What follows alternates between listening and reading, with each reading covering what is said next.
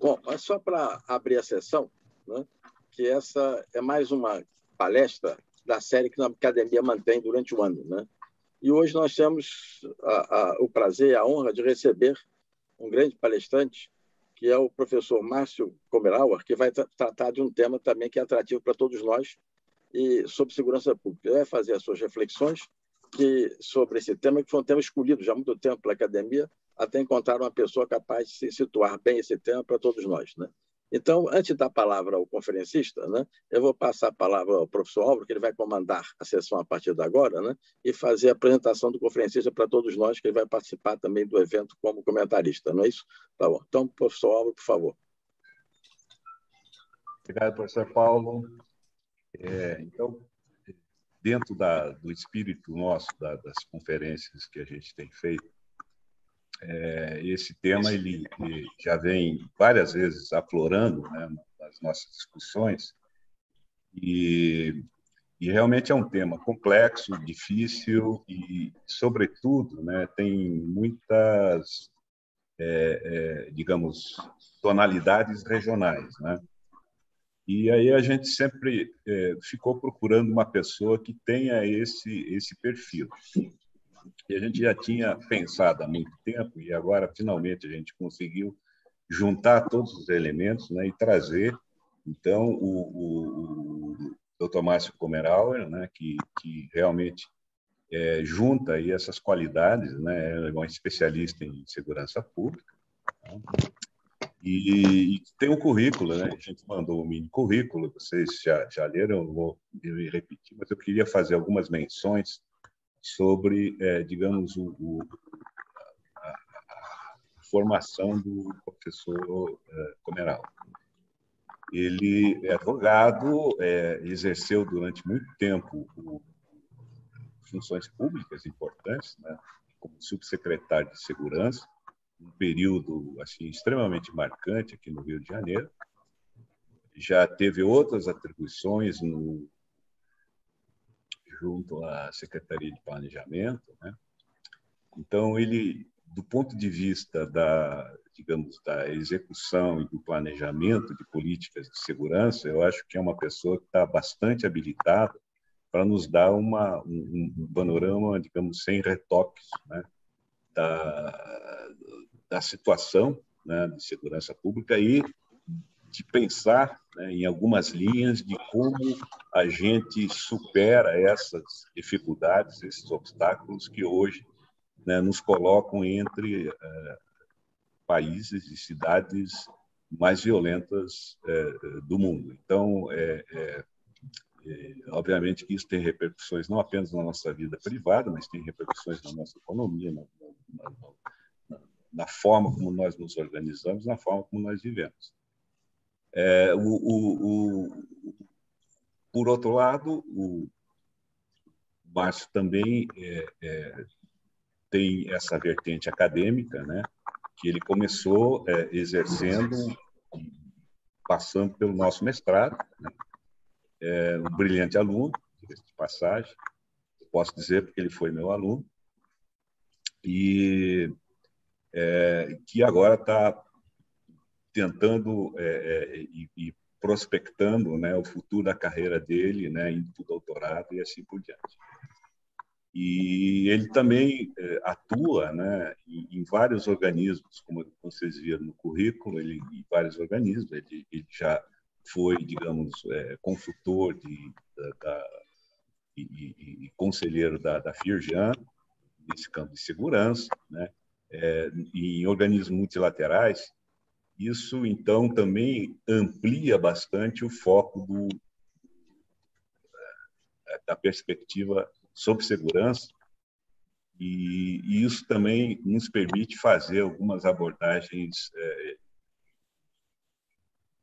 pensar em formas comparativas de tratar a política de segurança. Então, eu acho que a gente tem aí uma pessoa que eu acho que pode nos dar, né, uma ideia sobre esse tema espinhoso, difícil, né, polarizado, de segurança. E eu vou deixar de falar e vou passar a palavra para o Márcio, então, para que ele possa, então, tentar nos ajudar a entender verdadeiro nó, né, córdio da segurança pública no Brasil e talvez dar um tônus aqui no Rio de Janeiro. Márcio, eu vou deixar você com a palavra aí, então fique à vontade. Obrigado, professor Paulo Mota, meu querido professor Álvaro, que eu tive a sorte aí de ser aluno em 2 disciplinas. Deixo aqui meu abraço a todos os professores. Me sinto muito honrado aqui de poder dividir um pouco a minha experiência com todos vocês. Eu não gosto da palavra especialista, sabe? Porque no Brasil a gente tem esse viés de especialistas, a gente tem especialista para tudo em todos os lados. Eu sou uma pessoa que teve uma vivência muito intensa na área de segurança, foram quase 15 anos, sendo que por 2 anos eu fui subsecretário de segurança aqui no estado do Rio, enfim, o que é um desafio muito grande. Atualmente sou consultor para a ONU, né, sobre o tema de segurança. E, por força da minha formação, da minha questão na área de gestão, eu coordeno os cursos, né, para a área de segurança dentro do FGV Company. Então, acho que eu posso trazer aqui um pouco de uma visão que sai do tradicional e das pautas que vocês, por certo, estão esperando. Eu acho que a gente vai tratar aqui sobre um aspecto um pouco diferente, né? Eu vou tomar a liberdade de compartilhar a tela para abrir aqui uma apresentaçãozinha que eu fiz como linha condutora da nossa conversa. Tá? Vou estar compartilhando aqui. Vamos ver se dá certo. Vocês estão enxergando aí? Estamos. Estamos. Está bem. Tá ótimo. Já vou entrar aqui em modo de reprodução. Bom, o que eu organizei, assim, pensando nesse modelo, na questão do diálogo e da gente poder discutir, eu basicamente divido a apresentação em dois momentos. Um momento que eu acho que é o mais importante, que fala um pouco de contexto, de contextualização e de premissas, para a gente poder, em cima disso, de um entendimento, para eu poder compartilhar um entendimento de quem viveu muito por dentro esse cenário e essa atividade, a gente poder, no segundo momento, estar conversando sobre questões mais propositivas. Do ponto de vista de atividade policial, de segurança pública aqui no Brasil, ela é muito impactada por essa questão dos conflitos de baixa intensidade, que são conflitos armados, intensos e rotineiros, né? Partindo da lógica e desse entendimento dessa situação extraordinária que se vive, eu quero conversar com vocês um pouco sobre a questão de contexto e de premissas, né? A lógica da segurança pública nos últimos 20, 30 anos, ela sempre foi conduzida e alicerçada em cima de uma questão fundamental, que é aumento de efetivo. Você dá resposta às demandas em cima de efetivo, aumento de efetivo. Isso é histórico nos últimos 30, 40 anos, e dentro de uma lógica que os gestores de segurança não tinham nenhum tipo de compromisso com a sustentabilidade de ações, com planejamento. Planejamento é uma palavra muito recente no setor público, na área de segurança, muito mais recente ainda. Então, a lógica sempre foi o seguinte: olha, a nossa pauta é crítica, as pessoas vão morrer, a gente precisa de dinheiro. Eu preciso fazer isso. Se é factível, se é viável, se existe recurso para isso, se é sustentável, isso não entrava nas discussões. A questão é, ou vocês autorizam, ou vocês promovem os recursos para a gente aplicar isso, ou então as pessoas vão morrer. Era esse discurso, né? e em cima de uma lógica de aumento de efetivo. A gente chegou a ter, na Polícia Militar do Rio de Janeiro, quase 60 mil homens. Dava para invadir São Paulo, né? Um efetivo enorme, quando a gente sabe no mundo que você não traz a solução para a questão da violência e da criminalidade com policial por metro quadrado. É impossível atender essa demanda dessa forma, né? Então, a gente caminhou nesse sentido durante muito tempo, né? Essa lógica ela deixava a segundo plano outras questões voltadas a fortalecimento institucional, a planejamento, a uma leitura mais estratégica dos problemas, né? E a gente vem, nos últimos 10 anos, vivendo uma certa busca pelo modelo ideal. Nós temos hoje modelos distintos de sistemas de segurança, isso falando dos estados, que é onde está a maior parte do problema, né? Você tem o Rio de Janeiro, por exemplo, que hoje não tem Secretaria de Segurança, você tem as duas polícias como secretarias de Estado. Você tem, no Distrito Federal, que você tem 3 secretarias, a Secretaria de Segurança, a Secretaria da Polícia Civil e a da Polícia Militar, que não tem esses nomes, mas tem status de secretarias de Estado, né? Tudo isso, e outras onde você ainda tem a Secretaria de Segurança, tem estados que a área de administração penitenciária faz parte do sistema de segurança, da gestão, né, da área de segurança, em outras não. A parte de trânsito, de departamentos de trânsito, também isso varia. No Distrito Federal faz parte, aqui não faz parte, muito por conta das bases de dados, né? Os órgãos de trânsito têm bases de dados muito importantes no Estado. E essa lógica, essa busca, essa procura, ela tem uma razão de ser. Em segurança pública, historicamente, eu digo sempre historicamente para não estar fulanizando, não é a gestão de A ou a gestão de B. Historicamente, todos caem na armadilha do operacional. Em segurança pública, ninguém quer planejar, todo mundo quer operar. E isso é uma lógica que vai acontecendo aos poucos, porque a resposta da tua iniciativa, da atuação, da tua decisão, ela volta muito rápido. Isso faz uma alimentação que gera esse ciclo vicioso no sentido de operar. E quando você opera em segurança, você não tem tempo para planejar, para pensar o estratégico, né? Esse foi um dos problemas que levou, por exemplo, o Rio de Janeiro hoje a não ter uma Secretaria de Segurança, porque ela acabava atuando como uma terceira polícia. Ela investigava, ela promovia operação, e quando você entra nessa balada, nessa velocidade das coisas, que é sem fim, né? É diário e é sem fim. Você não consegue parar para pensar o estratégico, para pensar o planejamento, para tentar alguma iniciativa de médio e longo prazo, tá?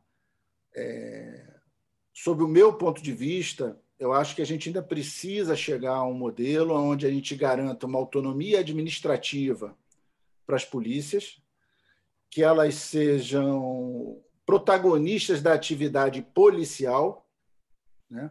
Seja de policiamento ostensivo, seja de investigação, e que a área de segurança, a Secretaria de Segurança, seja um órgão pequeno e estratégico, onde você trabalhe na construção de uma leitura em cima de um plano diretor para a capital, para a região metropolitana, para a Baixada, que você possa pensar no desenho de critérios de interoperabilidade, de integração de dados, de sistemas, né? Que você promova um alinhamento na atuação das duas instituições e nas demais instituições que envolvem o sistema de segurança, num caminho, né, de médio e longo prazo, onde possa estar buscando a captação de recursos, né? solucionando embrólios, nós que nós temos diversos para uma atividade mais eficiente. Eu acho que esse seria o melhor modelo, né? Porque, na maioria dos estados onde você tem Secretaria de Segurança, as polícias não têm capacidade apenas de gerir o seu orçamento de custeio, pagamento de pessoal e custo fixo, né? Não fala de investimento, fica tudo centralizado nas secretarias. Isso gera choque, né? E tem uma coisa que eu sempre digo, é que o poder ele traz a tiracolo o brilhantismo, né? Quando você senta na cadeira, meia hora depois você sabe as coisas. Você passa a ser conhecedor do caminho, da solução, do que deve ser feito.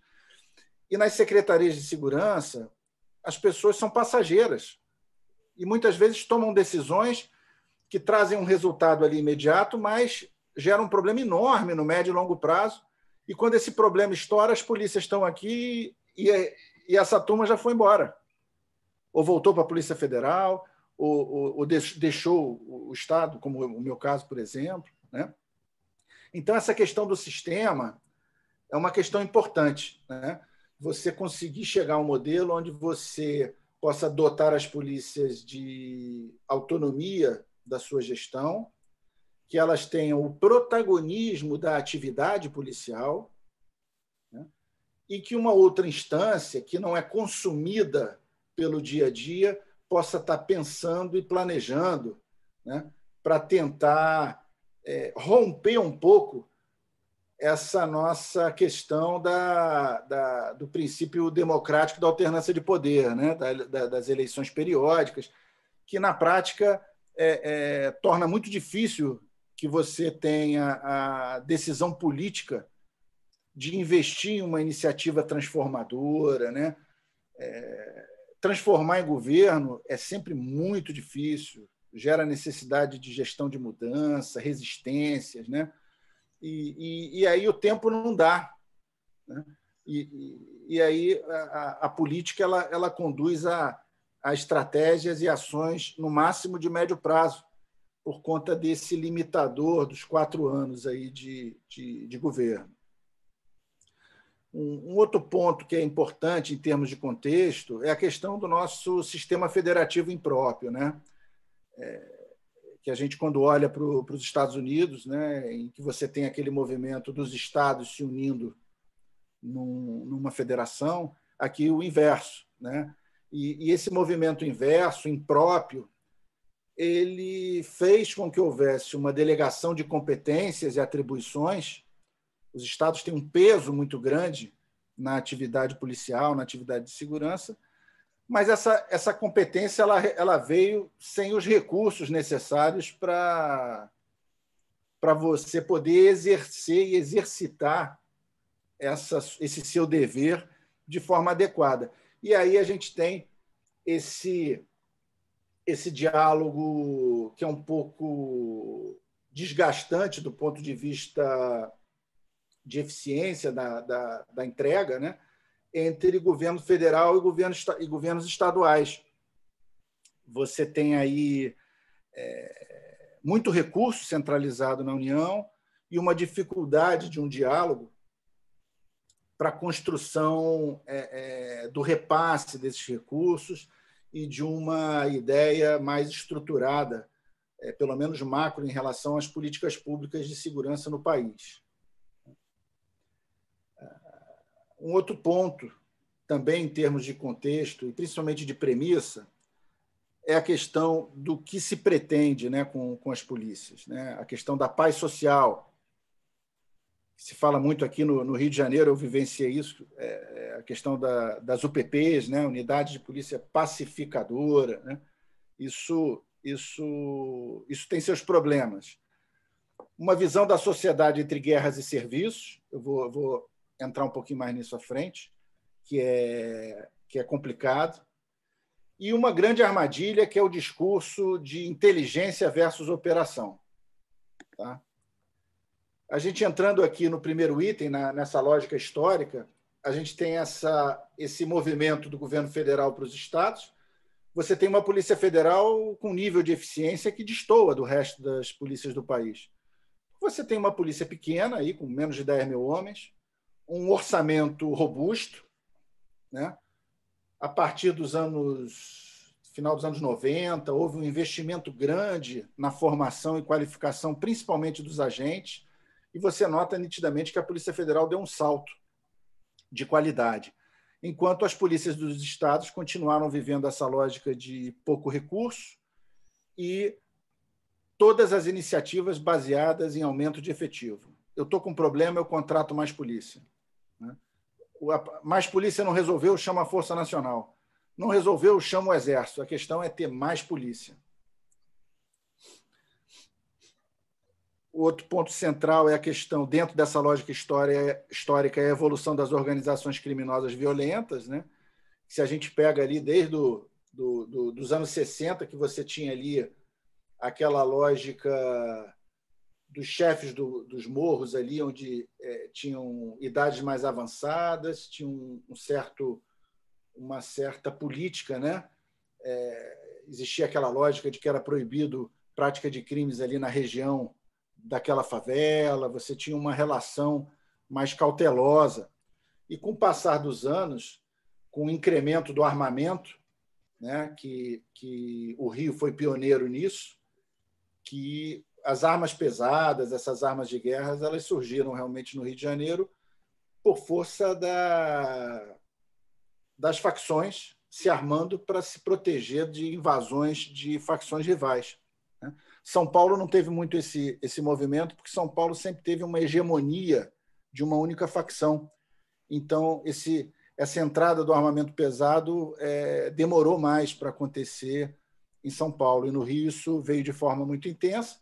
As polícias se armaram também para fazer frente a essa demanda. Com o passar do tempo, a gente foi vendo cada vez mais as lideranças sendo presas, morrendo, e assumindo cada vez mais pessoas mais jovens, até você chegar a situações onde você tem lideranças com 14 anos, pessoas criminosos aí que já sabem que tem uma expectativa de vida curta, então são mais agressivos, né?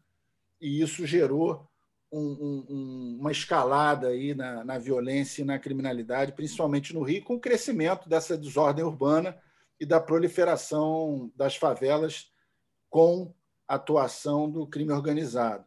Bem depois disso, a gente começa o movimento das milícias, né? Que, num primeiro momento, funcionavam ali dentro de uma lógica de proteção, entre aspas, do asfalto. Isso foi se modificando e hoje praticamente você não vê diferença do ponto de vista de atividade entre as facções do tráfico e as milícias organizadas.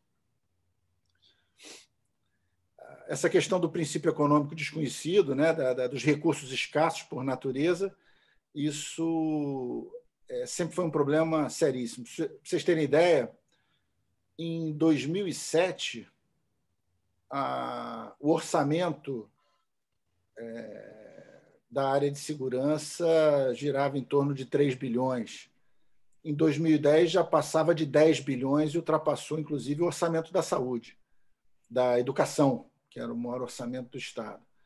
E quando você olha as entregas, né, o resultado desse aporte, né, cadê o valor público? Né? Esse dinheiro entrou, onde é que está a entrega? Cadê o diferencial? Né? A gente não vê muito isso, porque foi feito um investimento enorme em contratação, era um concurso para cerca de 6 mil policiais por concurso, para tentar atender a demanda das UPPs. Né?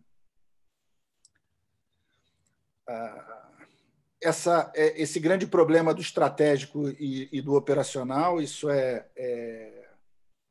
talvez seja um dos principais problemas. Né? A gente não consegue realmente ter uma organização sob o ponto de vista de gestão, nem de atividade finalística, com projetos de médio e longo prazo.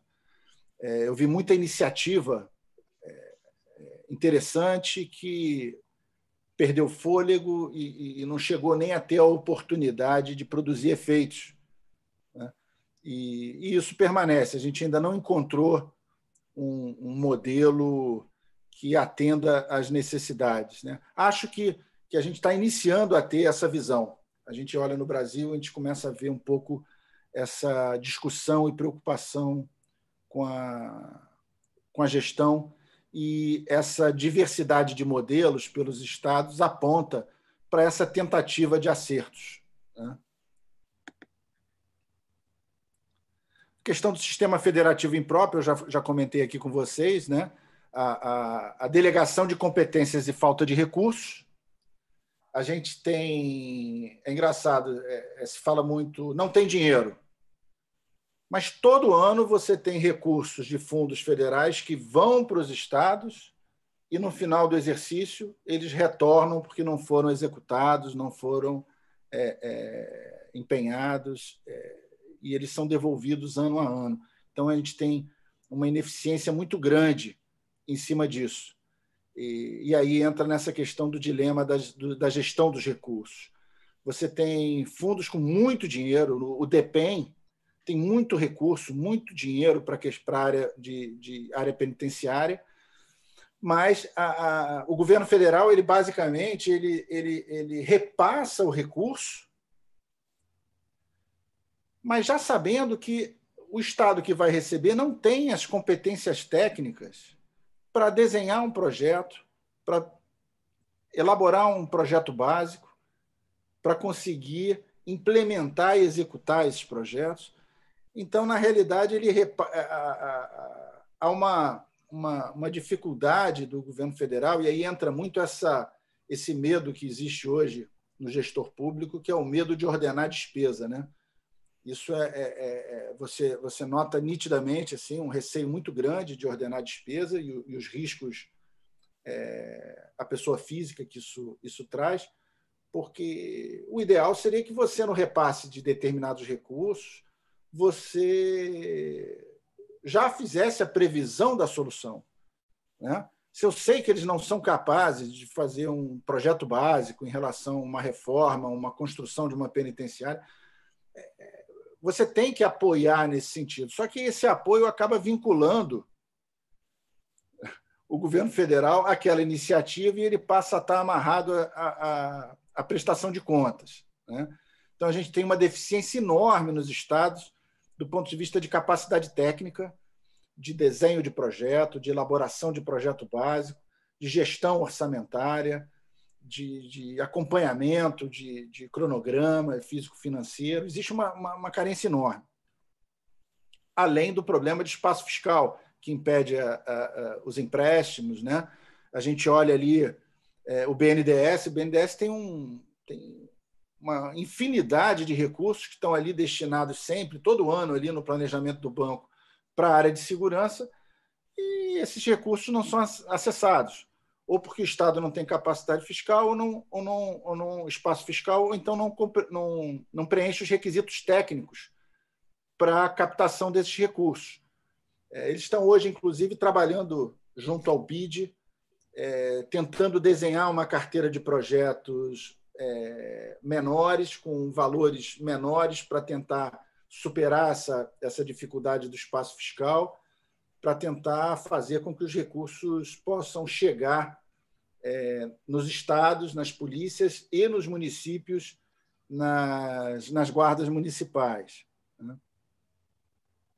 Mas isso aqui é um nó onde a gente tem... A quantidade de fundo federal com dinheiro é enorme. Você tem o Fundo Nacional Antidrogas, lá da Senad, você tem o Fundo Nacional de Segurança, que, desde a sua criação, ele exige a criação de um fundo específico nos estados para poder fazer os repasses fundo a fundo. E boa parte dos estados não conseguiram ainda aprovar nas assembleias essas leis estaduais. Então, a gente tem aí uma ineficiência grande, onde há uma demanda, uma necessidade enorme, e os recursos não conseguem ser disponibilizados como nós gostaríamos. Paz social. Eu gosto muito de estabelecer um pouco essa discussão. polícia não é uma organização que tem por finalidade trazer paz.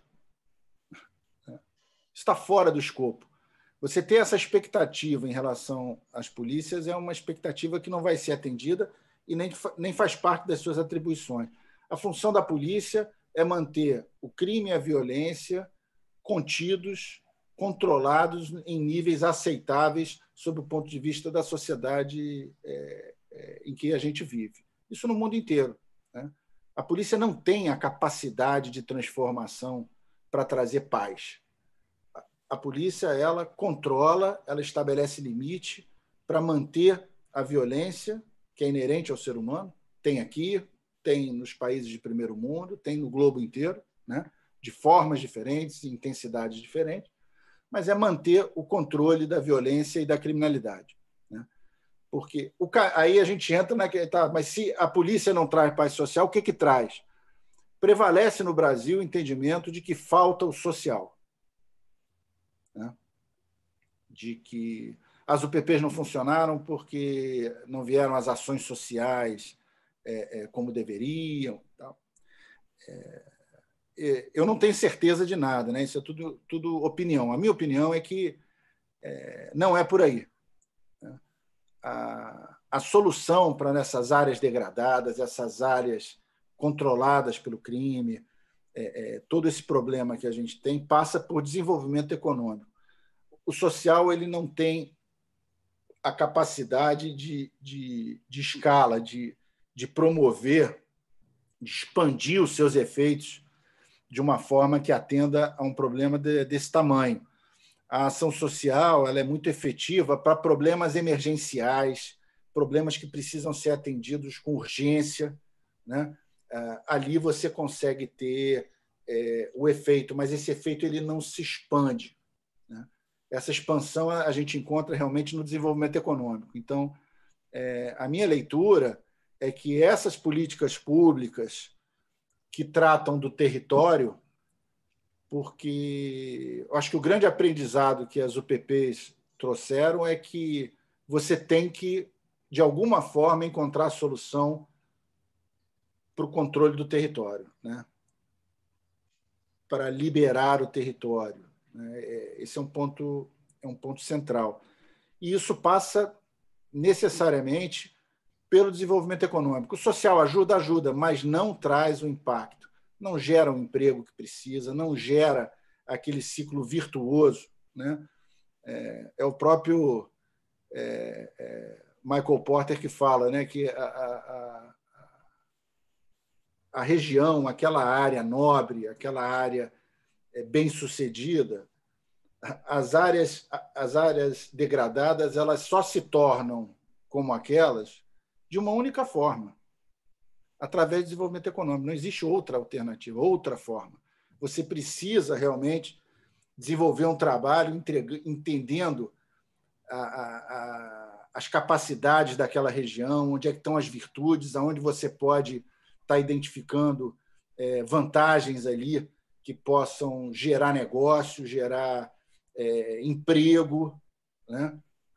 Então, e essa discussão ela passa muito longe no Brasil. O Brasil ainda se mantém muito agarrado a essa questão do social. Quando você olha para a Rocinha, não falta equipamento social na Rocinha. A quantidade de equipamentos sociais e de serviços é enorme. E isso não trouxe a solução, né? A solução passa necessariamente por você conseguir gerar riqueza, gerar renda, gerar a possibilidade de que as pessoas que vivem nessa região usufruam através de emprego, de treinamento, qualificação, para que você possa estar gerando riqueza. E toda área tem seu atrativo, né? Se você olhar as favelas ali da Maré, né? Ali você tem corredor logístico importante, você tem o polo ali da UFRJ. Se você olhar com atenção, você vai identificar que aquelas regiões podem ter potenciais específicos onde você deve ter um investimento. Obviamente que o Estado tem que entrar, né, para garantir o controle do território, a segurança, mas o desenvolvimento econômico, na minha leitura, né, uma opinião, é a peça que falta para a gente poder avançar nessas questões. Aqui a gente entra num problema que a visão das polícias é muito ruim, né? A leitura que a sociedade tem das polícias é uma visão de medo, né? Você vai nos Estados Unidos, você vê um policial, aquilo te passa segurança. No Brasil, você tem aquela sensação de medo, né? E isso é porque o policial aqui é bom, é ruim? Não, é muito fruto dessa lógica de guerra e serviço. Você tem toda uma atividade criminosa violenta que gera uma necessidade de resposta imediata, que tem uma intensidade enorme. Você tem operações de confronto em determinados momentos que você tem 3, 4 vezes por semana, 5 vezes por semana, todo dia, o ano inteiro, né, nesse combate. As instituições que não têm uma estrutura adequada sob vários aspectos, ela acaba se vendo diante dessa prioridade. E como ela não tem alcance, a parte dos serviços fica um pouco sem atendimento. Quando eu digo da parte dos serviços, eu estou falando basicamente do que incomoda o cidadão no seu dia a dia, né?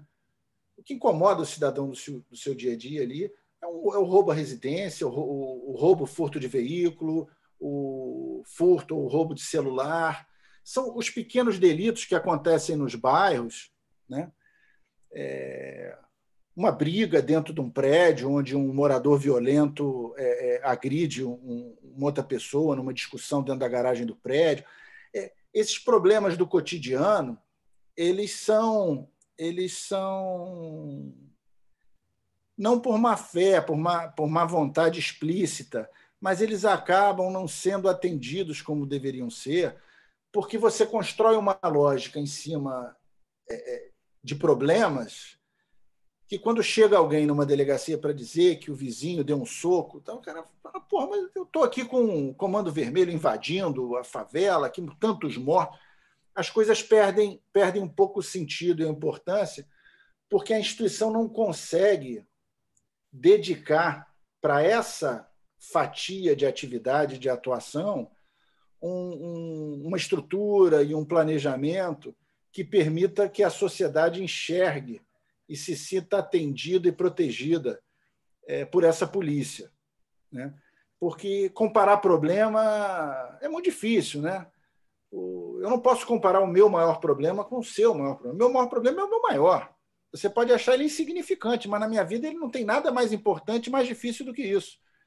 Então, essa lógica de gradação, né, de tamanho dos problemas, faz com que um serviço, que é um serviço onde se constrói a relação de confiança entre polícia e sociedade, ele fique muito esvaziado. A gente teve uma iniciativa em 2011 que não avançou, infelizmente, por essas interrupções e tal, que foi um programa que se chamava DEDIC, que era Delegacia Dedicada ao Cidadão. Era um projeto sensacional. Ele buscava uma aproximação das delegacias de bairro com os moradores dali. Então, quando você teve o seu carro furtado, né, no próximo ao supermercado, próximo à sua casa, você entrava em contato com a polícia e a polícia te dava a opção de fazer o registro na delegacia ou na tua própria casa. Então, nesse movimento de aproximação, o policial, quando ia na tua residência para fazer o registro, ele, quando chegava, ele se apresentava ao porteiro, ele dava um cartão dele com o telefone, o contato da delegacia. Eu sou policial aqui na delegacia, aqui, que cobre aqui o Leblon. Subia, fazia o registro. No dia seguinte, o delegado entrava em contato com a vítima para saber se ela foi bem atendida, se tinha alguma questão que ela não informou, que ela se lembrou, que ela queria relatar. O objetivo desse projeto era promover essa aproximação da atividade policial numa atividade de bairro. Porque, quando a gente teve ali o fenômeno das UPPs, houve uma pulverização do crime. A mancha criminal, que ela era basicamente centralizada no Complexo do Alemão, a gente, em 2007, 2008, a gente verificava que 70% dos crimes praticados no Rio de Janeiro eram orquestrados dentro do Complexo do Alemão. Com as UPPs, esse crime, com a lógica das UPPs, que avisava antes de entrar, né? Então, muitos bandidos fugiam, saíam. Isso pulverizou o crime e gerou esse pensamento e a necessidade de atender a sociedade dentro de uma polícia de proximidade. Né? Eu gosto muito desse termo, né? da polícia de proximidade, para não confundir com aquela visão de que não, o policial o cara tem que conhecer pelo nome, né? Fulano, o cara vai à padaria, já reconhece o policial, né? Não é isso. A proximidade é você enxergar um policial, enxergar ele como alguém investido de autoridade, que você tem sempre um olhar de respeito, mas que você sabe que, se você precisar, você conta com ele. A aproximação tem que ser nesse limite, né? E por força dessa curva de aprendizado das UPPs, se iniciou esse trabalho, querendo promover essa aproximação. Essa aproximação gera informação, onde você tem contatos com o porteiro, com o jornaleiro, com o cara do mercado. Isso é fundamental para o desenvolvimento de trabalho local das delegacias e para a construção dessa imagem institucional. Porque, quando você olha hoje, em boa parte da sociedade, você vê aquele carro da polícia passando com um bico de um fuzil para fora do carro, correndo em disparada. É uma visão que, no tempo, constrói uma relação de certo receio, né? Que não é o ideal, né? A gente precisa investir no fortalecimento institucional das polícias, porque não tem solução nem controle para a violência e para a criminalidade que não passe pelo protagonismo das polícias. Não adianta dizer a polícia não presta, a polícia não serve, não. É ela que resolve.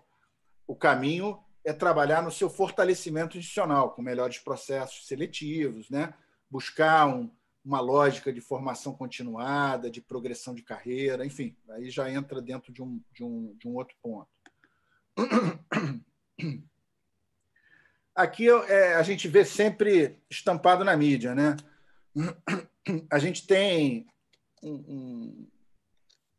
a quantidade de especialistas em segurança é enorme, né? Só que a gente tem um certo problema. Eu não digo que eles não sejam especialistas, né? Você tem a maioria dos especialistas que a gente vê na imprensa, em debates, comentando, são sociólogos e antropólogos, né?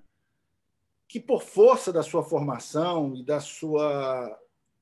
do seu olhar, tratam de aspectos específicos dentro dessa política pública, né? A questão de vitimização, a questão da violência policial, ou até da alta letalidade de policiais. Eles discutem muito a questão social, né? a opressão, e deixam de fora um pouco da questão mais pragmática, que é da atividade policial, dos problemas inerentes à atividade policial, que é, ao fim e ao cabo, o que vai trazer ganho, que vai trazer aumento de eficiência, de resultados, né? Então, a gente tem uma lacuna aí, porque, em regra, os grandes nomes da área de segurança, depois que eles se aposentam, eles se afastam, eles não têm muito espaço, inclusive para produzir, para discutir, né? A gente tem aí uma perda de conhecimento significativa, né? E ficamos muito amarrados a essa discussão. E aí entra sempre isso, né? É o comentarista de futebol depois do jogo terminado, né? Vasco 1-0, Vasco jogou melhor, fez um gol, né? Depois que o jogo terminou, você pode comentar, você pode dizer, e normalmente se diz, faltou inteligência, tem que operar com inteligência. A inteligência, ela não é antagonista da operação, né? a inteligência, que na verdade é informação, né? É levantamento de informação, para falar com menos glamour, inteligência é informação. Não há trabalho que prescinda da atividade operacional, porque você vai fazer a coleta de dados, você vai fazer a sua investigação, você vai levantar as informações, você vai trabalhar com inteligência.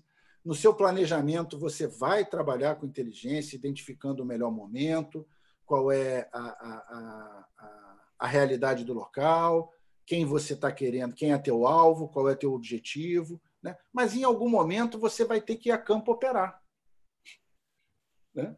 Não, e quando você vai operar na realidade que a gente vive no Brasil, é sempre um risco. Um risco grande, né? Porque você está falando aí, principalmente quando você está em operações contra o crime organizado violento, que você tem que entrar no território, um território que está protegido por armas de guerra, fuzis, granadas, e, enfim, eles posicionados em um posicionamento favorável por cima, conhecem melhor o terreno. Então, a operação ela envolve um risco. E é um risco que o Estado assume. Porque o poder público ele diz para a polícia, vai lá e opera. Vai lá e faça. E vai como? Vai com seu fuzil. Porque você vai receber lá do outro lado um tiro de fuzil. E a verdade é que você não consegue ter um controle de 100% dentro de uma favela com tiro de fuzil para cima e para baixo. Né? Então, o entendimento de que não tem que fazer operação. Não, acho que não tem que fazer operação onde não haja um planejamento, onde não haja informações, um objetivo claro a ser alcançado. Né? Agora, se essa operação ela é bem sucedida ou não é uma outra questão. A gente viu no Rio de Janeiro recentemente uma operação que teve um número alto de mortos e tal. O fato do número de mortos não significa que essa operação não era devida, não era adequada e não foi corretamente autorizada. Você pode ter desvio, você pode ter tido um desvio de conduta, alguém praticou um excesso e praticou um crime. Ok, você faz o recorte desse ato, desse fato, dessa prática, investiga e apura, e, se for o caso, você criminaliza, pena, julga. Né? Mas uma coisa não interfere na outra. Se aquela operação era devida, a gente vive uma realidade que você vai ter que entrar. Você vai ter que entrar para fazer, para realizar, para executar. Então, essa discussão de tem que agir com inteligência, como se isso fosse uma resposta para a questão operacional, não é. Não é, porque a operação ela é o fim daquela investigação, daquele processo, em que, em alguns crimes, em algumas atividades, gera necessidade de entrada e de tomada de território. E aí você tem um risco. Você tem um risco. Infelizmente, não há como se fazer de outra forma. Né? Márcio, só lembrando, né, o tempo... Acho que controle e desdobramento. Ok, tem que ter. Né? Todo mundo que exerce poder, como tem a polícia, né, a exclusividade do uso da força, né? Você tem que ter mecanismos de controle, tem que ter Ministério Público forte, você tem que ter corregedoria forte. Né? A área de controle, que é uma coisa que está começando a se falar em termos de polícia, exclui a Polícia Federal, tá? Mas na Polícia dos Estados, a questão de controles internos, de gerenciamento de risco, mas você tem que ter realmente toda uma estrutura de controles para evitar o excesso, para punir o excesso, né? E manter as atividades dentro dos limites legais. Bom, dentro desse cenário e desse contexto, a gente entra aí em pontos que são pouco debatidos, né? Não entram muito na discussão com a mídia, que eu elenquei alguns deles aqui. Né? A questão de gestão é central, né? Porque A minha visão, e volto a repetir, né, opinião, não é certeza, é que o primeiro grande desafio da segurança pública é você conseguir trazer escala para as suas atividades. A demanda é muito grande e você não consegue atender minimamente a demanda. Você tem que conseguir ser mais eficaz, você precisa otimizar as suas atividades, você precisa agir melhor. E aqui entra central a questão da gestão, né? A questão de planejamento, de orçamento, parte de aquisições, né? Patrimônio imobiliário que você tem aí, você olha a Polícia Militar no Rio de Janeiro, né? Com esses batalhões, e aí falta um pouco, e eu sinto falta de um espaço onde profissionais que tenham essas competências, que conheçam, tenham essas experiências em relação à atividade policial, pudessem estar discutindo soluções sem estar sentado na cadeira, precisando lidar com o dia a dia, né? Para poder investigar determinadas questões. As unidades da Polícia Militar, elas estão distribuídas adequadamente nos dias de hoje, se você for olhar o mapa da criminalidade do Estado do Rio? A disposição dos batalhões, dos grupamentos, é adequada? Não é. O modelo dos batalhões é adequado? Não é. Qual seria o modelo ideal? Como atuar? Né? Como fazer uma transição dentro de um modelo desse? Né? Então, você precisa desses modelos de batalhão, de fortes, onde são feitas as trocas de viaturas, né, de serviço, de escalas ali, todas ali dentro. Então, em algum momento, aquela área fica sem policiamento. Como você pode otimizar, né, esse tipo de medida? Como você pode estabelecer um uso mais efetivo do recurso? É histórico que a área de segurança, todo ano, em regra, devolve dinheiro para o Tesouro, para a Fazenda. A área de Fazenda, no final do ano, fica sempre de boca aberta esperando, porque é ir lá ver o que não foi gasto, o que não foi executado e trazer para o caixa para resolver os seus problemas ali de gestão do Estado. Por quê? Porque falta uma cultura e um aperfeiçoamento, e um treinamento, e uma estruturação para essas atividades de gestão, para que você faça uma gestão orçamentária permanente, né? Onde você possa enxergar com clareza que aquele projeto atrasou demais, que aquela dificuldade ela é insuperável no momento, que é melhor você destinar isso, paralisar e aplicar essa atividade para o orçamento seguinte e canalizar esse recurso para uma outra atividade, fazer uma gestão para ser mais eficiente. O que a gente verifica muito chega no final do ano, as polícias buscando atas de registro de preço para comprar qualquer coisa, para não devolver o dinheiro para o Tesouro, né? Então, há uma ineficiência muito grande na aplicação dos recursos. A área de compras também é um outro problema enorme. O governo federal podia ter uma atividade mais intensa nessa questão de compras, de aquisições, né? Você olha hoje a frota de aeronaves do Estado do Rio de Janeiro, são vários helicópteros de fábricas diferentes, de modelos diferentes, onde você tem um custo elevadíssimo de manutenção, de escalas de manutenção de aeronave, de reposição de peças.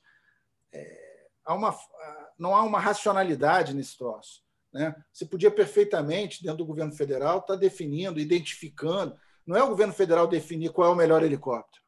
É o governo federal identificar quais são as necessidades em cada região. Que perfil de aeronave você precisa para atuar nas especificidades de cada região. Em cima disso, você tentar definir um modelo, estabelecer atas de registro de preço, né, onde os estados possam aderir e, com isso, você promover uma padronização de aeronaves. Enfim, tem espaço para muita coisa sob o ponto de vista de gestão. Na área de pessoal, então, é uma enormidade, né?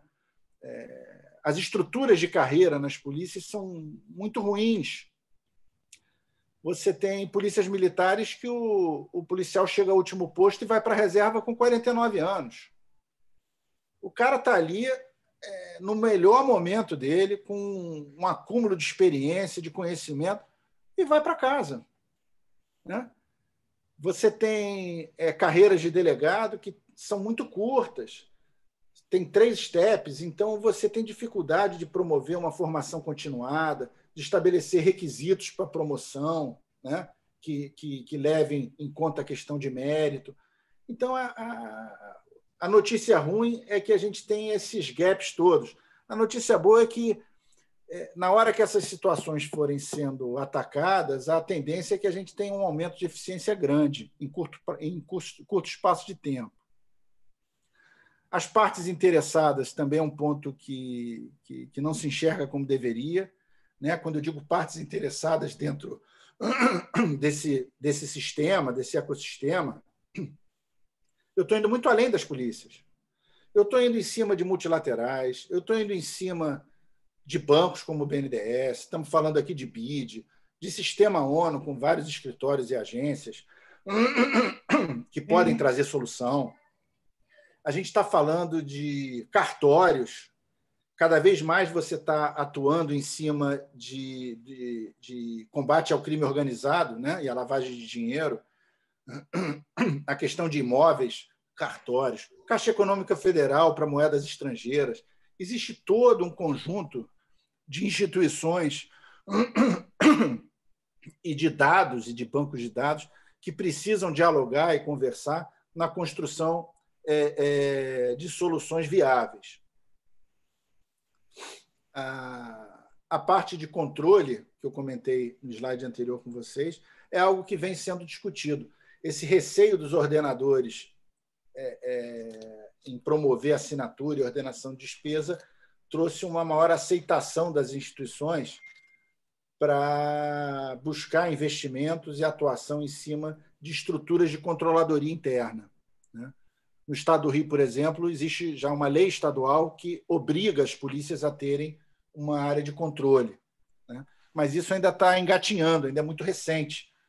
Mas aqui também é uma grande oportunidade, porque a controladoria em cima de uma lógica aí de GRC, né, de governança, risco e conformidade, ela não traz só uma melhoria, uma melhor qualidade do gasto, mas também traz impacto na atividade finalística e em menos erros, menos desvios, né? Então, essa é uma área que tem muito espaço para crescer. A gente vê no Ceará, o Ceará tem iniciativas robustas em relação a isso. A aplicação de tecnologias para essa área é uma grande oportunidade quando você fala em cima da utilização de robôs, né? Para atividades complexas continuadas, você tem muito espaço, né? E essa área, eu acho que é uma área que precisa ser muito discutida, essa área de governança, de controle, para trazer uma estrutura de controle que faça mais sentido, onde você traga responsabilidade para quem pratica o ato na ponta, não só para o gestor final aqui de cima, né? Você possa ter as barreiras de defesa, para que você possa ter uma estrutura de comunicação com os órgãos de controle externos dentro da mesma linguagem. Aqui tem muito espaço para desenvolvimento. Quando a gente fala de tecnologia, todo mundo gosta de falar de sensor, né? De câmera, né? Mas os grandes impactos a gente vai acabar encontrando seja na parte de learning machine, né? Na aplicação de robôs. Eu acho que os robôs hoje têm um custo bem baixo, né? E você pode trazer um resultado enorme para a atividade meio, principalmente, e diversas soluções aí que já são aplicadas no mundo, e eu acho que a gente falta ainda aqui. O BID tem trabalhado um pouco nessa linha. O BID está tentando estruturar um banco de dados, né, de iniciativas baseadas em evidência, onde ela possa estar estruturando ali ações e tecnologias que foram utilizadas, implantadas e que você pôde mensurar resultados eficientes, efetivos, para a gente poder estar discutindo e trazendo esses ganhos para a atividade policial. A questão do crime organizado e da lavagem de dinheiro é uma novidade, né? A Polícia Federal, pelas suas competências, já trabalha com isso já há bastante tempo, com muita competência, mas os estados eles vêm promovendo uma mudança, né? Você verifica várias polícias estaduais já estão estruturando suas áreas específicas de combate ao crime organizado, com departamentos, escritórios específicos, um para lavagem de dinheiro, outro para crime organizado violento, um escritório de gestão de ativos, que era uma coisa que nunca se ouvia falar dentro de polícia, e é um ponto central hoje para a sustentabilidade das políticas de segurança no Brasil. Eu acho que aí talvez seja uma das oportunidades mais incríveis que a gente tem pela frente, né? Essa nova lógica faz com que a polícia, quando está investigando um homicídio, ela chega à autoria, a materialidade está ali, encontrou o corpo. Normalmente, o que acontecia? O delegado relatava esse inquérito, mandava para o Ministério Público e ia trabalhar já no próximo. Hoje, não. Se você, dentro dessa cena do crime, você identifica dados ou alguma informação que te leve ao dinheiro, ou uma produção de recursos, ou uma reserva de recursos, você tem a possibilidade de instaurar um novo inquérito para aprofundar em cima dessa questão e ir atrás do dinheiro. Isso está acontecendo e com resultados muito interessantes. Você vê, inclusive, que as apreensões das polícias dos estados, que sempre tinham ali, a presença era de veículos, um pouco de dinheiro ali, aqui. Hoje você já está vendo vários imóveis, contas bancárias, dentro de inquéritos de investigações estaduais, das polícias estaduais. Esse é um caminho muito bom e uma iniciativa bem interessante que coaduna ali com a questão da inteligência, né? Ok, estamos indo atrás do dinheiro do tráfico, da milícia, do recurso. Onde é que está esse grande recurso? Mas isso não afasta a tua obrigação de atuar em relação à ponta e ao território ocupado. A gestão de ativos é um ponto incrível que passa mais pela questão de justiça criminal como um todo, né? Porque o ativo, o nascimento dele se dá pela investigação policial, pelo inquérito, ali tem a certidão de nascimento do ativo proveniente de crime. Depois isso vira uma ação penal e quem faz a gestão desse ativo durante todo o seu ciclo de vida é o Poder Judiciário, para, ao final, né, na sua decisão final, definir, no caso, a destinação desse recurso. Esse processo ele é caótico no Brasil. Hoje nós temos, sem medo de errar, milhões e milhões de reais em imóveis, bilhões de reais em recursos que estão perdidos, flanando em ações penais, em inquéritos, onde você não consegue ter o controle. As polícias que estão investindo no combate ao crime organizado têm iniciado um trabalho de levantamento para tentar localizar e conseguir monitorar esses recursos. Então, aqui o grande desafio é você conseguir um projeto onde você possa individualizar o ativo, porque hoje você identifica pela ação penal, e isso muda. Há um conflito de competência, essa ação deixou de ser estadual, foi ser federal, aí você perde o controle. E mais, uma definição clara, talvez o melhor caminho seja seguir como faz a Itália, a França, os Estados Unidos, onde tem uma agência única para a gestão de ativos. Hoje, os ativos provenientes do tráfico ficam com a Secretaria Nacional Antidrogas. Com relação ao crime organizado, os recursos ficam com os estados. Talvez o ideal seja que você pudesse montar uma política pública de gestão de ativos, envolvendo o judiciário. Essa é uma das pautas prioritárias do CNJ na gestão atual, do ministro Fux, a questão da gestão de ativos.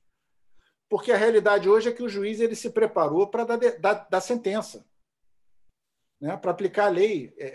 E hoje ele tem que pagar capataz de fazenda, ele tem que decidir se esse imóvel está perdendo valor, se ele tem que vender, transformar em dinheiro. É uma realidade que foge da competência dele, da zona de conforto.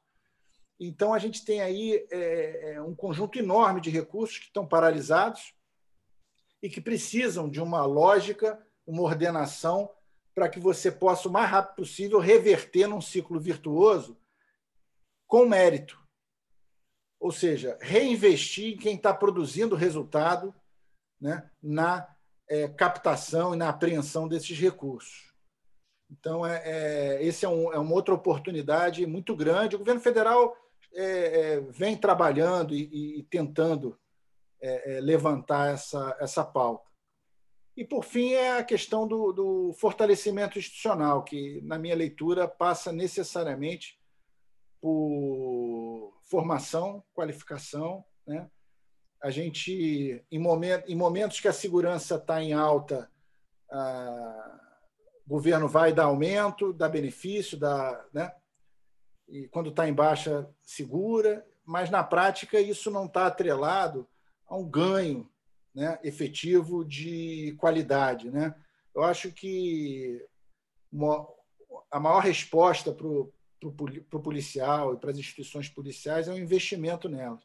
É o policial ter a autoestima de dizer: olha, você é médico, você é engenheiro, eu sou policial, sou profissional de segurança. E que a estrutura e o fluxo de carreira permita que esse cara se qualifique, né, que adquira no tempo as competências necessárias para ele exercer a atividade dele de forma mais exemplar possível. Isso é difícil, é complexo. As áreas de ensino normalmente não são áreas nobres dentro das polícias e nas carreiras, né? Mas quando você olha, por exemplo, nas Forças Armadas, a estrutura de carreira das Forças Armadas é muito bem feita, é muito interessante, né? O papel da alta gestão ali, seja no almirantado ou nos oficiais generais, eles nitidamente fazem um direcionamento. Você olha para aquele oficial, vê a carreira dele até ali, você já sabe se esse cara, se a instituição está investindo nele ou não. Falta um pouco isso nas polícias, né? Onde você possa ter aí uma estrutura de formação. Quer dizer, em determinado momento da carreira, ele está na rua o dia inteiro. Quer dizer, você precisa ver que, em determinado momento, numa transição de posto, é importante você tirar esse cara da rua, que ele possa estar se qualificando ali para se tornar um oficial superior, né, adquirindo novas competências, onde ele vai estar liderando equipe e tal. Então, essa parte eu acho que é a parte central para você conseguir chegar a um ponto em que você possa, por que não, definir que a escolha dos chefes dessas instituições vai ser feita por lista tríplice, né? Eu não acho que tem que ser assim. Vai ser por lista tríplice. Isso pode ser desde que você estruture uma carreira em que você tenha um fluxo lógico e quem chega ali no topo são as pessoas que foram escolhidas na instituição, as pessoas que estão aptas, que cumprem os requisitos a liderar, a chefiar aquela organização. Eles preencheram, eles têm o reconhecimento, né? Então, acho que o ponto de pessoas aí é fundamental, e não é à toa que eu estou envolvido muito nisso na própria fundação, onde a gente vem desenvolvendo ao máximo cursos e buscando contribuir nessa questão. Basicamente, enfim, a discussão que eu ia trazer um pouco, eu procurei falar rápido para ter tempo para a gente discutir, para debater, mas eu encerro por aqui fazendo um jabá no final, para quem tiver interesse de conhecer um pouco de como as coisas funcionam sob o ponto de vista da atividade operacional. Eu recomendo, esse é um dos meus livros que eu acho que quem tiver interesse vai gostar e vai entender muita coisa, né? Porque muito se fala de operação, né? Foi com helicóptero, foi com muito... Operação, você tem ali um conflito armado, né? Você precisa ter supremacia. Você estar mais armado, você estar mais bem preparado, não significa que você vai ser mais violento e que você vai ter um maior número de mortes. Se você demonstra sua supremacia, a tendência é que o conflito ele se encerra mais rápido, você controla a situação melhor e você tem menos dano. E essa é uma lógica que a gente não vê, em regra, nas discussões que se fala sobre operações policiais. Enfim, eu paro por aqui, espero que tenha atendido minimamente e a gente possa conversar um pouco e discutir um pouco aí sobre o que a gente conversou até aqui. Obrigado, Márcio. Eu acho que, assim, tentando resumir, né, acho que, no fundo, você toca na questão chave, né, que não só, digamos, é visível no âmbito da segurança, mas também da maioria. Não estou ouvindo, não. Alô? Estão me ouvindo? Sim? Ok. O ponto-chave aí é o ponto da gestão. Né? Quer dizer, no fundo, nós estamos voltando, né, à discussão e às origens som da, aqui, da própria... Eu vou sair e entrar de novo, tá, professor? Rapidamente aqui, bem rápido. Okay.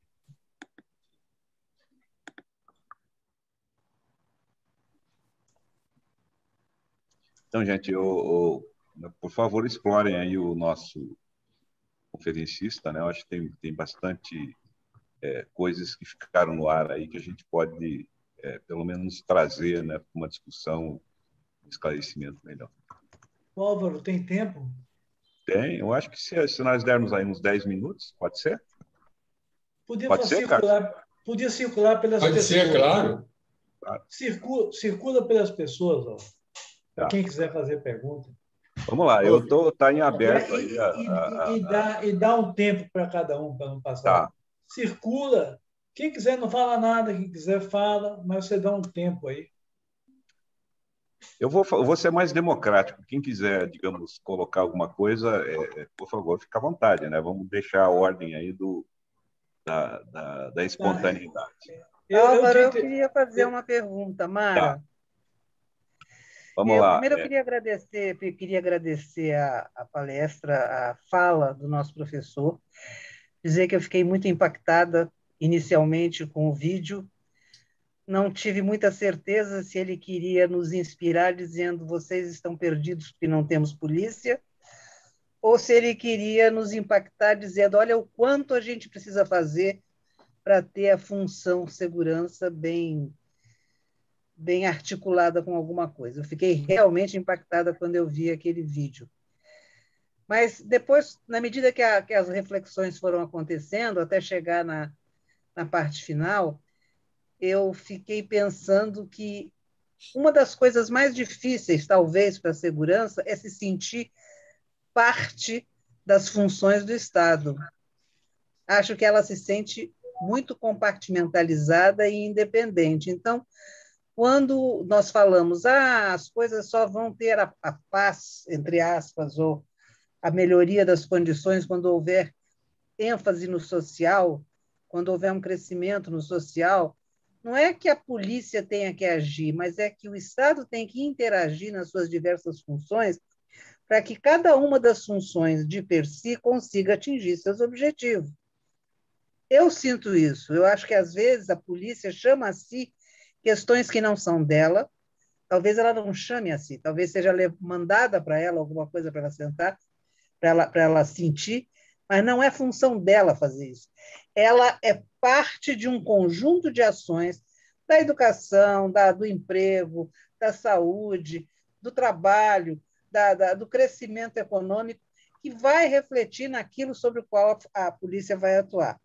Então, independente de outras coisas, para não ser muito simplista, eu acho que a função segurança não é percebida nem pelo Estado, nem pela função segurança em si, como parte integrante de algo, se vê muito como autônoma. Eu gostaria de saber qual é a opinião do nosso convidado de hoje. Eu não diria que que a atividade policial, né, separando aí isso da segurança pública como um todo, ela seja destacada ou apartada, né? A gente tem no dia a dia e nas atividades de governo várias interações, né? Várias interações. O problema é que a gente tem um problema grave de capacidade de atendimento, né? A gente não tem capacidade de atendimento. Você olha, você vai ver nos Estados Unidos o índice de ineficiência do 90 deles não chega a 1%, né? Aqui a gente tem um nível de ineficiência enorme. A gente tem o número de trotes em cima do 190 é enorme. A gente acaba entregando pizza. A polícia chega quando as coisas já aconteceram, ela não consegue antever, prevenir, né? E essa questão do diálogo, né? Da integração, vamos dizer assim, eu acho que é muito, muito em função do momento. A gente não pode esquecer que existe o elemento político, né? Em toda gestão de governo existe o elemento político. E a área de segurança é uma área muito sensível, né? Seja para o bem ou seja para o mal. Então, de acordo com determinados momentos mais virtuosos ou menos virtuosos, a gente tem um empoderamento mais dessa atividade. Se nós olharmos ali o período de 2008, com o início das UPPs, né, a segurança pública tinha virado assim um must, né? Eu lembro que o secretário era aplaudido na rua, né? Porque você vê ali o Dona Marta, o negócio foi impressionante. O roubo de veículo na área de Botafogo foi a zero. Foi a zero, né? Então, a questão da integração e da atuação do Estado, do governo, nas suas políticas públicas, essa questão da aproximação ou afastamento da segurança, eu acho que ela acaba sendo um pouco impactada pelo momento político, né? E com isso não vai nenhuma crítica política, né? A política existe e ela, de certa forma, ela vai conduzindo, né, fruto das nossas escolhas, as políticas públicas. Mas acaba, sim, que as polícias são apontadas, de certa forma, como responsáveis pelo fracasso, né? Quando, na verdade, na minha leitura, a polícia não tem as ferramentas para trazer uma transformação, por exemplo, num complexo de favelas como a Maré. Transformar aquilo ali numa área virtuosa. A polícia não tem recurso, ferramenta, treinamento, nem atribuição para isso, né? Então, a aproximação das demais atividades ou não acontece muito fruto do momento político, né? Eu ainda acho que a segurança não deveria e não deve capitanear essas ações. Ela tem que ser um braço que atenda àquela necessidade, né? A gente vai promover uma transformação numa comunidade, numa favela, vai entrar o setor, vamos montar um cluster ali onde a gente vai estar trazendo empresas de determinado segmento, emprego, treinamento, enfim, tem que melhorar a qualidade da segurança naquela área. É uma parte. O protagonismo da solução social, do desnível social, das carências, não é da segurança, não é da polícia. A polícia tem que garantir o controle do território, o controle da violência. Tenho certeza que não é. Eu tenho certeza que é imposta ou chamada por ela. Isso é que eu não sei. Eu tenho certeza que falta alguma coisa no governo como um todo, até na concepção de integração de funções. Mas se você parar para pensar, eu acho que isso acontece também um pouco porque tem áreas que vão ficando tão isoladas, tão relegadas sob o ponto de vista da institucionalidade, né, da presença do Estado, que só quem consegue entrar é a polícia. E aí você tem sempre ali um primeiro momento de choque e tal. Tem comunidades que foram realizadas operações em 2007 que ninguém entrava há 20 anos. Né? Então, acaba que a polícia ela entra dentro desse circuito porque é quem consegue entrar. Né? E existe uma necessidade, sabe, eu acho. As coisas não são triviais. A minha intenção com o vídeo que eu mostrei para vocês não foi chocar, não. Foi deixar claro o seguinte: não tem solução fácil. O nível de complexidade é muito grande. Né? Porque se você não entra, se você não combate, não sufoca ali, se você não entra no território, você nota que as favelas elas vão ganhando espaço. Quando você olha, eles já estão fazendo barricada no asfalto. Eles vão tomando. Então, há esse movimento, né, que é meio que sem fim, porque a polícia tem a obrigação de atuar diante da presença de crime, ela investiga, ela tem a informação, ela tem que ir atuar, ela é obrigada a ir atuar. E a gente sabe que essa atuação ali vai resolver um problema local, um problema específico, mas não traz o problema do todo. Nem essa operação foi estruturada pensando em fazer isso. A operação é estruturada com um objetivo: interromper uma atividade criminosa específica que é fruto de uma investigação. Né? A solução do todo passa por uma questão muito mais ampla, que passa pelo social, mas passa por desenvolvimento econômico. Eu queria fazer uma pergunta, Álvaro. Olha, o Brasil é um dos poucos países que tem polícia civil e polícia militar, onde tem lá tenente, capitão, major, coronel. Agora o Bolsonaro até andou pensando em general de polícia militar. Quer dizer, então você tem duas polícias, civil e militar. Isso não é uma coisa comum, ter uma polícia militar. Eu vou fazer tudo de uma vez só e depois o senhor responde, o senhor me elucida. A grande mudança na Polícia Federal foi a educação. Quando você passou a contratar pessoas mais educadas ou bem educadas, foi menos pessoas, talvez com menos gasto, mas com resultado muito superior. Então, a educação é fundamental. Você contrata pessoas pouco educadas, isso é um problema. O outro ponto que eu tenho é como é que a gente consegue conviver sabendo que determinada área não pertence ao Estado, pertence à milícia.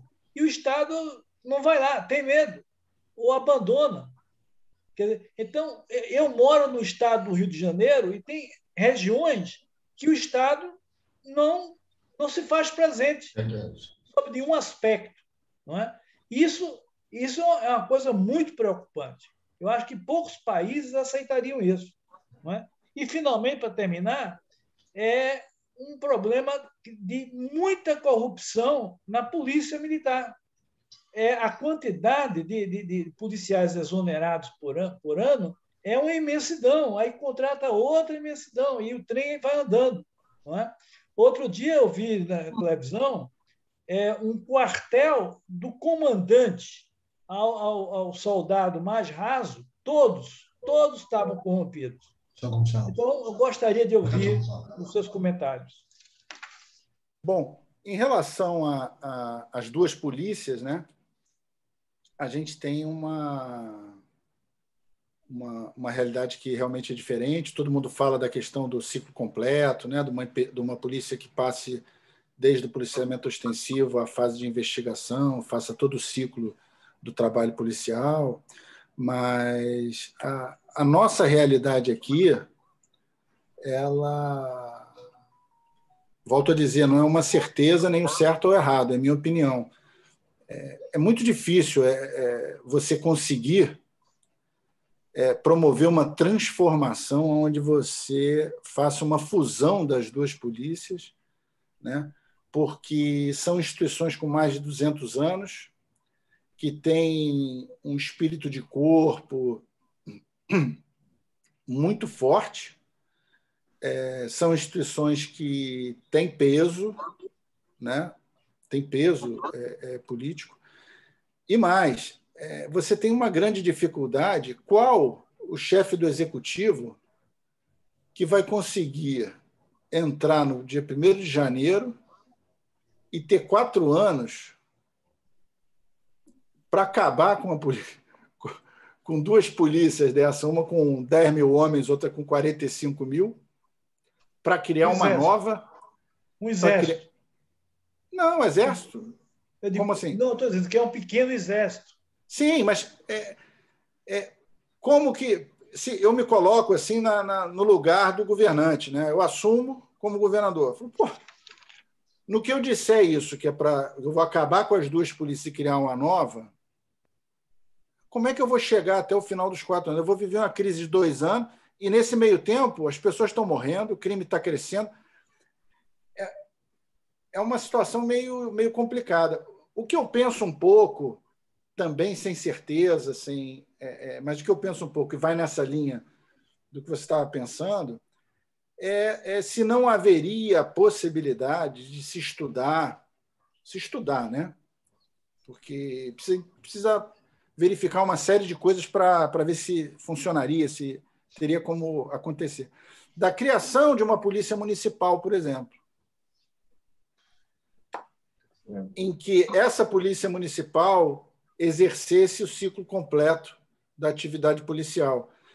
Aí você fala, pô, mas eu estou falando para acabar com as 2, você está querendo criar mais uma, cara? Pô, não é bem isso, é que talvez, se você pensasse, obviamente, com uma linha de corte, não dá para todo município ter a sua polícia, ou as capitais, ou um critério, né? Cidades com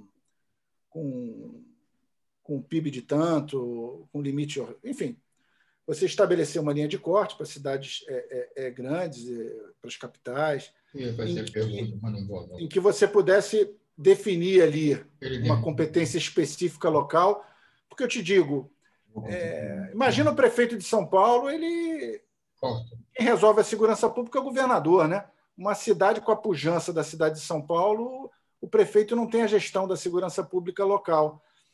Então, eu acho que poderia ser um caminho você ter uma polícia de ciclo completo municipal, aonde isso demandaria um estudo para definir claramente qual a justiça que ia receber os inquéritos, quais as atribuições que permaneceriam no Estado, que com isso você conseguiria utilizar mais a força estadual para o interior, para a região metropolitana, né? A capital teria uma gestão mais próxima, com mais recursos. Os municípios, normalmente, as capitais, têm uma qualidade de orçamento melhor do que os estados, né?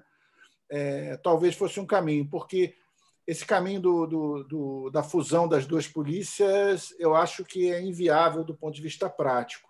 Tá? Deixa eu só fazer uma observação, só para... Eu acho que o Freitas levantou uma questão que eu fico em dúvida, né? Queria porque você tem, na França, você tem a polícia investigativa e tem a gendarmerie, né? Na Itália, você tem a polícia investigativa e você tem os carabinieri. No entanto, o sistema lá funciona relativamente bem.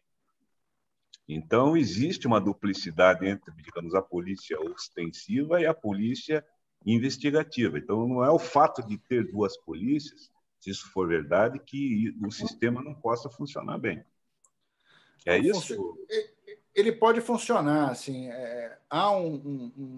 existe posicionamento de que você tendo uma polícia que faça todo o ciclo, né, o ciclo completo do trabalho das atividades policiais, traz mais efetividade.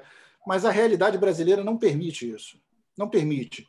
As polícias militares, elas têm um sentimento de pertencimento, as polícias civis também, como eu disse, são instituições aí de mais de 200 anos. Eu acho impraticável. Eu acho que o custo seria alto demais, né? E sem a garantia de que você conseguiria chegar do outro lado do túnel com resultados positivos. Tá? Essa questão da polícia local, municipal, é uma coisa que eu penso assim, bastante. Né? Em vez de ficar discutindo se vai armar a guarda ou não, eu não digo que é a solução, mas estudar isso, né? E se criássemos? Quais seriam as dificuldades? Como se resolveriam as questões de competência estadual com a municipal? O judiciário atenderia de que forma? Discutir, ir um pouquinho fora da caixa, estudar essa alternativa, né, para verificar se ela seria interessante. Eu acho que é um tema que vale a pena gastar alguma energia nisso. Tá? A segunda questão foi com relação aos territórios. Né? Olha, a questão de entrar não é problema para a polícia. A polícia ela é capaz de entrar em qualquer lugar. Não existe uma área que se diga assim, ali a polícia não entra. A polícia entra. O problema não é entrar. O problema é sustentar. Como você entra basta ver ali o Complexo do Alemão, que sofreu aquele ciclo de intervenções operacionais com as Forças Armadas depois, que limpou aquele negócio. O que faltou? Faltou capacidade de permanecer. E a capacidade de permanecer no tempo ultrapassa, na minha visão, os limites dos deveres da polícia. Porque a polícia jamais vai ser capaz de estar dentro desses mundos e mantendo aquilo ali sob controle, para o crime não voltar e não se estabelecer, tendo aqui toda a outra parte, né, um cobertor curto enorme, sem que você consiga fazer a transformação da área. Aquela área deixar de ser uma área degradada para ser uma área produtiva. Né? Então, você diz, por que não entra? Eu acho que em alguns momentos você tem que avaliar, eu vou entrar, mas e aí? Eu vou entrar, entrei. Eu tenho condição de permanecer? Qual o efetivo, qual a escala que eu preciso para permanecer e manter aquele território em uma situação excepcional? Né? Porque o fato de você tomar aquele território não quer dizer que ele se tornou uma área virtuosa, né? Uma região virtuosa. Ela continua com todas as suas tragédias. Qual o tempo necessário de permanecer ali para que a transformação aconteça? E quem é que vai promover essa transformação? Então, essa questão mas como é que vê ali um território e não entra? Você tem, sei lá, 1.500, 2.000 favelas com tráfico, com crime organizado violento atuando. Como é que se atende a essa demanda? Então, é muito complexo. Né? E volto a dizer, a solução não vai estar na polícia. A polícia ela entra em qualquer lugar. Entra em qualquer lugar. Não estou falando isso por nada, porque tem mais técnica. A área operacional, a área de operações especiais das polícias são referência no mundo. Vem gente de Israel, vem gente dos Estados Unidos para treinar aqui. Porque quem é que vive uma atuação permanente de combate de baixa intensidade, né, típico aí de guerrilha urbana, com a intensidade que se faz no Brasil, no Rio de Janeiro, no mesmo cenário durante 10, 15, 20 anos. Se desenvolveu uma técnica, uma capacidade operacional absurda. Então, a polícia tem capacidade de entrar em qualquer lugar. A questão é justamente essa, eu entro e depois. Então, acho que as coisas não acontecem, não é porque a polícia não quer entrar ou tem medo de entrar, é porque você precisa ver o desdobramento. Eu vou entrar ali, vou tirar aquela milícia, mas eu tiro aquela milícia, o que vai acontecer depois? O tráfico vai assumir, outra milícia... Se eu não posso permanecer, se eu não tenho capacidade, né? Musculatura para ficar. Então, eu acho que esse é o nó. né? E, por fim, a questão de corrupção, né? Eu tenho uma opinião aqui, como todo mundo, nós somos tendenciosos, né? As nossas opiniões são construídas em cima um pouco do reflexo das nossas experiências, né? Da nossa vivência, e isso gera, sem dúvida, de alguma forma, uma tendência, assim. As pessoas costumam ver muito o lado ruim, né? o lado podre. Mas existem quadros excepcionais, assim, não são poucos nas polícias. Assim. Não é para ficar fazendo jabá à toa, não. Lê o meu livro, se não gostar, depois me manda a notinha que eu reembolso. Porque ali você vai conhecer situações com nome real. É inacreditável o que uma grande parte da polícia faz a despeito da própria vida, da pessoas com filho. É um nível de risco e um nível de entrega muito alto, né? Aí vamos para a corrupção. Toda atividade de setor público que tem um contato e uma interação muito próxima com a sociedade, com o recebedor do serviço, está mais vulnerável para a prática de desvio de conduta, né? Obviamente, quando a gente olha em instituições aí com esse volume de servidores, e nessa atividade diária e permanente, né? O policial ele vive o mundo do crime, ele vive o mundo do criminoso. O dia a dia do policial é assistir a novela do criminoso. Eu passei 2 anos que na minha mesa todo dia eu recebia relatório com tudo que é desgraça que acontecia no Rio de Janeiro, né? Então, quando a gente fala de corrupção, a minha leitura é que é um problema do Brasil. A sociedade brasileira sofre dessa chaga, corrupção. Em todos os segmentos. A Lava Jato mostrou. A quantidade de investigado, de processado e preso que frequentava as cadeiras dos grandes entrevistadores da televisão, né? As grandes festas, eram enaltados, ganhavam prêmios todo ano, de tudo que é instituição. É um festival, do público ao privado. A gente tem um problema grave um problema ético, moral, que está arraigado em toda a sociedade brasileira, que vai do setor privado, do setor público, da classe política. É um câncer, uma chaga que a gente vive, né?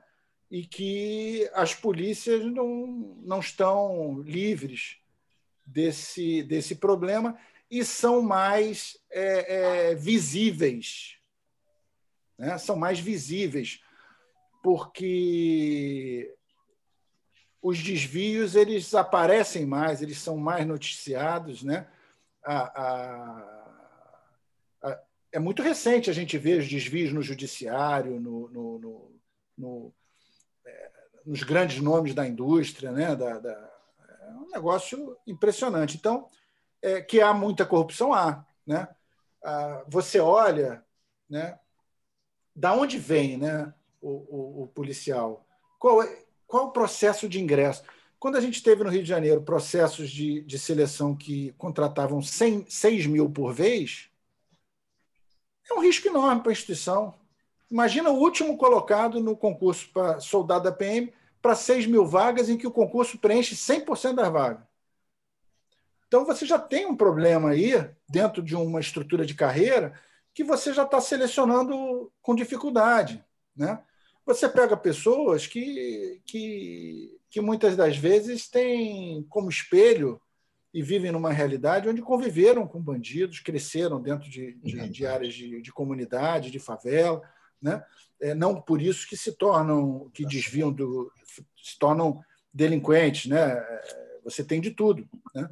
Mas o fato é que você já no ingresso tem um problema, né, de seleção, e você tem essa dificuldade no fluxo de carreira. Eu acho que é fundamental você construir uma imagem para aquele cara, para que ele tenha um valor agregado a ele, que ele saia da casa dele, olhe para o vizinho e fale o seguinte: pô, eu sou um profissional de segurança, eu tenho muito a perder. O cara não vai levantar R$ 30 para mim, porra. Eu me qualifiquei, eu treinei, eu sei o que pouca gente sabe, né? É preciso, através da formação, do treinamento, da qualificação, gerar no policial esse amor próprio, esse sentimento de que, porra, eu sou um cara com nome e sobrenome, eu tenho muito a perder, eu tenho que... Porque você manter a correção no serviço público não é trivial. Eu costumo dizer que ninguém acorda num dia e boceja, olha da janela, do sol, fala: o dia está lindo, não quero mais trabalhar, quero ganhar dinheiro, vou virar corrupto. Isso não acontece, né? Você precisa fiscalizar o teu limite todo dia. Porque a gente ainda tem esse problema no Brasil. Você tem, muitas vezes, leis que não se adequam como instrumento para a atividade que você tem que praticar. E aí você tem que assumir risco. Ou você passa pelo setor público como alguém que nunca foi visto, não faz, não entrega, mas muitas vezes o gestor público, para entregar, ele assume risco. E a área de segurança acontece muito isso, porque o cara está pressionado. O cara está pressionado no dia seguinte, porque mataram fulano, porque ciclano morreu, é uma pressão enorme em cima. E aí você quer botar carro na rua? Não pode, porque o contrato, porque não tem a viatura, porque, infelizmente, se você não tiver um nível de fiscalização, você, aos pouquinhos, sem querer, você ultrapassa o limite, né? Então, é um problema. Você tem que ter uma atividade correcional muito forte, né? Acho que a gente tem que investir na corregedoria interna e externa, e não enterrar ou abrir mão da interna. É importante que você... Eu escuto muito isso. A perícia tem que ficar fora da polícia, porque senão... como é que a gente vai confiar no resultado da perícia? Porque o interesse da investigação é num determinado sentido. Ora, gente, ou aquilo é uma instituição de Estado que tem a premissa ali da legalidade, né, da veracidade do que se diz, né, da fé pública. Eu não posso querer tirar uma atividade de dentro da polícia porque eu não confio na polícia. Eu tenho que fazer com que essa polícia seja confiável e que essa atividade seja feita ali. Eu quero que a investigação e a perícia atuem juntas, na alegria e na tristeza. O resultado é de um só, né? Isso vale para a questão correcional. Você tem que ter atividade de correção forte interna e muito controle externo. Eu acho que tem que pecar pelo excesso do controle externo, né? Mas eu acho que a gente tem que ter a premissa da legalidade, sabe? Teve a operação e tal, a polícia se manifesta. General, eu só estou preocupado com o tempo, tá? Lembrando aí. Então, do ponto de vista de corrupção, eu acho que é um trabalho permanente de você estar depurando a instituição, né? Mas é um problema crônico no Brasil, e a polícia não escapa a isso. Desculpa aí ter falado demais. Muito obrigado. Queria te agradecer muito, Comeral. Eu acho que assim foi interessante, né, a sua abordagem, né? Eu estava falando exatamente a questão que remete, né, aos primórdios da nossa escola, que é a questão da gestão pública eficiente, né, de um lado, e de outro, eu acho assim, de buscar né, incrementar e adaptar soluções transcendem, digamos, o modelo atual e que possam, no futuro, ser, digamos, mais eficazes para a situação brasileira e os seus vários recortes, né?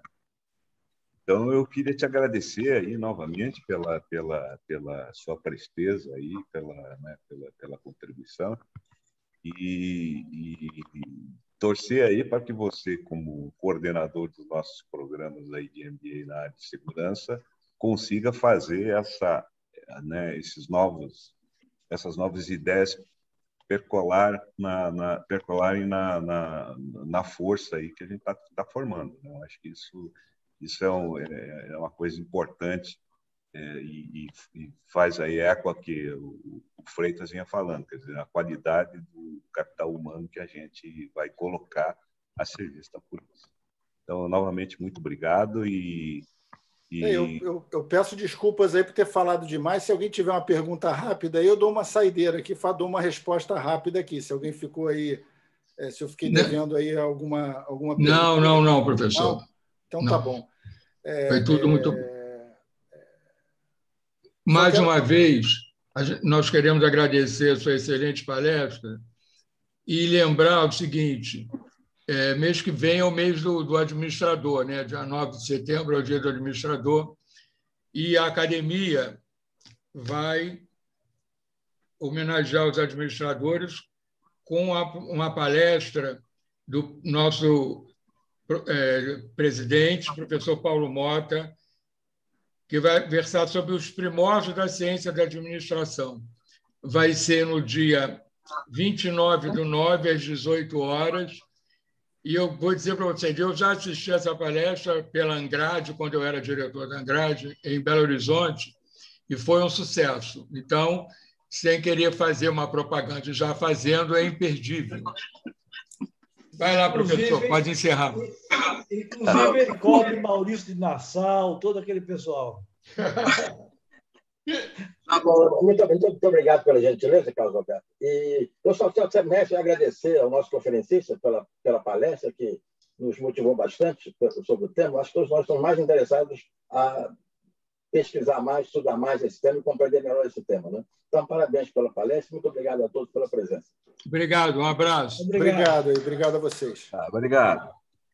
Tchau, Carlinhos. Beijo. Beijo, Ana. Eu vou ligar para você depois. Tá bom. Tá, tchau. Tchau, um abraço. Tchau. Carlos, você é o homem. É a chave. Obrigado, meu amigo. Vou deixar. Vamos lá.